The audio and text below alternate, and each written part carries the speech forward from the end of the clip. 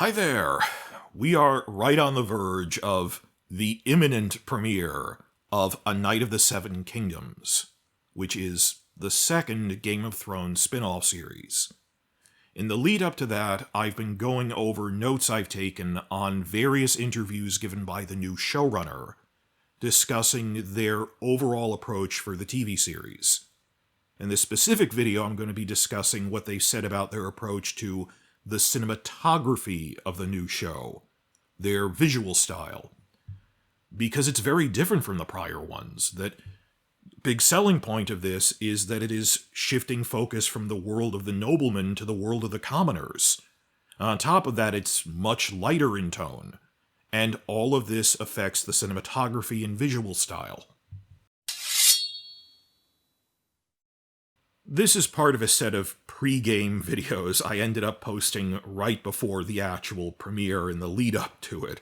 But in one of the earlier ones, I already explained how an official rule on this new show is that there is literally only one POV character, Duncan the Tall. This is a directive handed down from George R. R. Martin himself. He explained that even though these are the tales of Dunk and Egg, he chose not to give Egg POV sections even in the novellas that it's based on. So, accepting that as a given, that's what the other video was about. What I'm going over in this video is how that decision that Dunk is the only POV affects their overall approach to the cinematography. Well, first off, depicting the world in general, though, that the general visual style in broad strokes from what they said in pre-release videos is that, well, of course, the story shifts focus away from kings and lords to the world of the commoners, the small folk. And broadly, they've said that they want it to still look like it's the visual world of prior shows of Game of Thrones, the Westeros you know, but a lot dirtier and muddier, is what they said. Which makes complete sense. Well, I think of it as more of a spectrum. That's simply due to the narrative. Prior shows spent most of their time in beautiful castles cleaned by full-time servants. Though now and then we did see outside in the slum districts once in a while. They'd go to the slums of Flea Bottom, or a barn house or something. This isn't foreign to the visual palette of Game of Thrones. It was part of it, it's just now they're focusing in on it. As for the cinematography, when the first teaser came out, I want to address this first. When the first teaser came out, I was upset to see quite a few people on social media making the knee-jerk reaction, look how colorful everything is. They know how to use color saturation, unlike House of the Dragon. What? No, that was a complaint about the original show. Don't you guys remember that if anything, we were praising House of the Dragon's color palette as drastically better than Game of Thrones was? That this is because the new people in charge of House of the Dragon, whether you like their writing decisions or not, they don't micromanage their directors the way the other show did, so the camera work is still beautiful even in Season 2, it's still colorful. Claire Kilner is their veteran director now, and she's really great. And there was this noticeable glow-up in the aura, as they say, of how the camera work was even in House of the Dragon Season 1. In a variety of aspects. The colors, the camera motion, actually planning things out like that. But no, when House of the Dragon premiered, we were praising how vibrant everything looked. But, don't take my word for it, new showrunner Ira Parker actually has touched on this in some of the interviews he gave. There were a lot around New York Comic Con that were posted as videos online. But he remarked on that, well, it's not a matter of skill or something, it's simply story focus. That, he pointed this out, A Night of the Seven Kingdoms is a generally happy story. House of the Dragon is fundamentally a tragedy degenerating into a brutal civil war, so if A Night of the Seven Kingdoms is brighter and has more saturated colors, that's only because it has more happy scenes in it. But House of the Dragon can do that when it needs to. Case in point, the amazingly colorful tournament that they had in the series premiere, with Daemon and everyone. There was a ton of color in that. I went back and checked even things like in Season 2 when you look at, like, Rhaenyra scowling at Aemon fleeing on Vhagar at the end of Episode 7 and look at all these new dragons I have. Like, the saturation and the colors on her clothes, on the dragons, on the landscape, they all pop. That is a bright, colorful scene. So that wasn't declining or anything. It's just narratively there's more scenes of assassins sneaking around at night, or dark battle scenes that makes sense. But Ira Parker pointed out, word for word in an interview, we do have dark scenes in this. From the trailer, you can even see that when Dunk is burying Sir Arlen in the opening scene, this is the night he squired for, the closest thing he's ever had to a father figure. It is a very sad scene. And if you notice, in the trailer, it's very desaturated. That the colors are washed out, and in-universe it's supposed to be that it's overcast and raining, but he cited that specifically as sometimes we have sad scenes that aren't bright and popping, just not as many as, because it's what the narrative requires. Versus Game of Thrones, where they actually were like micromanaging the directors and, no, make it darker, and they didn't know what they were doing. I will agree to the argument of, I like Night of the Seven Kingdoms is such a happier show, whereas House of the Dragon isn't really a booster. It's not a pick-me-up show, it's a grim drama. I get that, but in terms of knocking on the director's camera work of the color saturation levels, when the scene requires it, they know what they're doing. But what was really interesting to me and encouraging was that Ira Parker put a lot of thought into fine-tuning the color saturation. He really talked about that in interviews, that he said, we were wary not to just crank it up to 11 as far as it'll go. Like if you're editing photos on your computer, just turn the saturation dial all the way to an extreme. He said, at a certain point, it makes it look like a cartoon. So he said we are constantly striving for, make it, colorful because it's happier, but lower it enough that it still looks realistic. So I'm happy that he explained, no, we were trying to show restraint on that. By the way, I'm sorry I'm dashing this off as audio only, but I would run into copyright problems if I showed clips with motion, and I'll have more examples when the show comes out anyway, so I will be revisiting this later on of just more examples of the camera work. But he explained this, and he himself was a writer on House of the Dragon Season 1. He knows about, saturation that they used. Some scenes are colorful, some are dark. It's a different part of the spectrum, and they're focusing on different things, but they know what they're doing. Next big section here. A major message of my entire channel since it started is that the Game of Thrones showrunners Benioff and Weiss were actually really unqualified to run a TV show. What did you expect? They're two former novelists who had never been in charge of a TV project before. And it isn't just, I don't like this story choice. No, there are objective criticisms of your level of technical skill. Like, you don't know how to light a scene well, it's too dark to see anything. That is not just your opinion. Know that there's things you need. That this isn't subjective. Things like, things we later found out about they didn't know how to coordinate filming departments, which is a big organizational task.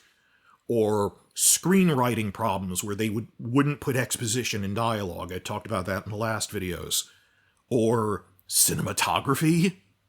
So if you don't know filming logistics of organizing a film shoot, you don't know cinematography, and you don't know screenwriting, by process of elimination, what is it that you do here? Because these are all, and it's an adaptation, it's not an original work, that these are skills, these are the kind of things you need to know when running a large-scale print-to-screen adaptation of a novel series. Screenwriting, cinematography.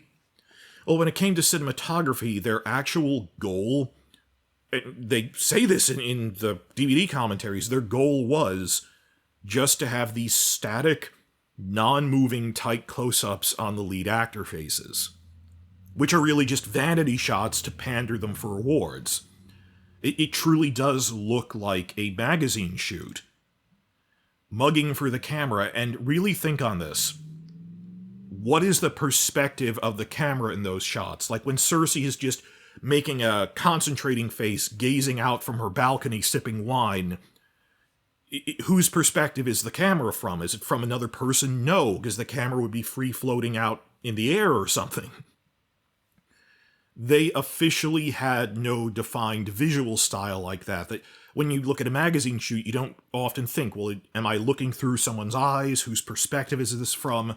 It's just what you call an omniscient camera from a God's eye viewpoint. And in terms of not having a style, it's actually something they said to Sapochnik. When Miguel Sapochnik joined in Season 5, after Season 8, he gave this blunt interview with IndieWire saying, when I joined in Season 5 and he asked a really technical question, what is your visual style in terms of multicam, one cam, alternating cinematography POVs? And they just stared at him and said, well, we don't really have a style. 4 seasons into this, they did not know the first thing. They're novelists, why would they? But they still thought they could micromanage the directors. And they could have done a good job if they were willing to delegate these tasks to directors, but they'd be like telling people, no, go with the close-ups. Even as the directors are begging them not to, or please don't make this screen so dark you can't see anything, or there's no motion in it. This extended to the point that HBO yelled at them that for God's sake there's no wide shots in some episodes. You can't see that you actually built these multi-million-dollar sets. You're not getting your money's worth out of them if they're not on camera. That was a complaint since the failed pilot, that they kept doing and got worse as the show went on through Season 8. That this is no surprise that they managed to hide it from us in the earlier seasons, but as they got more powerful, they stopped listening to their handlers. House of the Dragon, in contrast, had showrunners who did not micromanage the directors, but generally let them figure this out. And they explain this in the Making of Season 1 book, that there isn't a booklet on the visual style, but it was a group meeting where all the directors and their cinematographers, about 8 people, figured out what the visual style will be along with the writers. Their goal with House of the Dragon is third-person immersion. Even though they're not literally first-person shots, like looking out of someone else's eyes, it's supposed to subtly, emphasis subtly, make you feel like you're in the room, experiencing it with them. So often the camera is angled from the direction of another character. It's not head-on flush with Sophie Turner's face to show it off for awards, or Lena Headey. No, you're looking from the perspective of someone else in the room, perspective lines. That the camera is meant to be this other person in the room. Even when it's a third-person shot, you're not, like, looking through circles representing eyes or anything. But you're supposed to feel like you're there. Or like an empty chair at the small council that you were also in. And they cited 2 major techniques that they use. Steadicam shots and through shots. Steadicams are not shaky handheld cameras. That's why they call it that. They're this gyroscopic rig that one cameraman wears, so the motion is smooth. But it still moves around, that you can run around, follow someone as they're running in the street or something. So a big thing they have is, I wouldn't call it Aaron Sorkin West Wing level, but they have walk and talks. They have people moving around, or the camera moving with them. Case in point, that big long take shot in episode 6 of season 1 with Rhaenyra and Laenor walking up the castle staircase. They wanted to show off this is our visual style.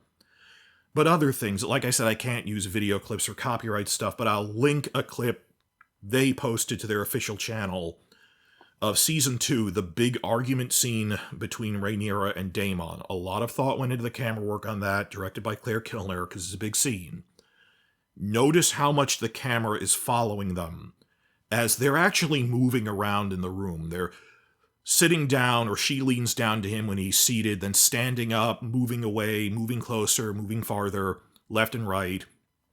And the whole time, the camera is moving, but not so much he draws attention to the camera, just subtly enough that there's motion in it. It's not just glued to their faces in tight close-up all the time.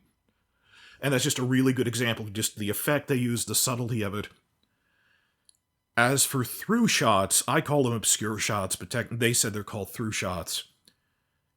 Camera framing, basically, that you're looking through the banisters on a staircase, or you're looking through the empty gaps in a chair in the small council room. There's this great shot at the beginning of episode 9 of season 1, also directed by Kilner, When you're seeing Allison for the first time, the camera pans up through a chair and you get the framing of that. The idea is that in real life, you don't have like a photo shoot. Imagine when you're trying to take a photo in front of like a landmark when you're a tourist or something. In real life, people don't pause to let you take this photo when you're just looking at something. If they see you have a camera, they'll stop, clear a path, let you take this fake photo with fake smiles. It's not this snapshot of life taken without warning. In real life, there's usually people in the way. So in the case of the small council, like if Viserys is at the head of the small council table, and he's talking to Tyland at the end of it, and the Grand Maester is between Viserys and Tyland, the Grand Maester's arm should be in the way, because your brain is subconscious, but your brain registers, I'm really there, I'm seeing from Viserys' perspective. This is what real life looks like. That is decidedly unrealistic, that there's no one between the camera and Daenerys' beautiful face, because it's like a photo shoot. That isn't real. Or like when they're at the family dinner in episode 9, that there's obscure shots when they're looking at Daemon, that there is someone else out of focus. The way you get the attention on Tyland or Daemon on the other end of the table is you have the focus sharpened on them and blurred for the person in the midground. But it's still there, it looks realistic. So they're going for this sense of immersion that you move around with characters and there's frequently something blocking them in the middle like that. A Knight of the Seven Kingdoms basically took this idea of immersion and ran with it. It's not in contrast to what House of the Dragon did, but it's taking it to the next level. Because, unlike House of the Dragon, there's only one POV character. So, to an even greater degree, everything is from Dunk's perspective. Much more overtly, whereas House of the Dragon was doing this subtly because it needs to balance it between multiple POVs. This show is free to really lean into it very overtly. A general audience would notice they're doing interesting camera stuff here.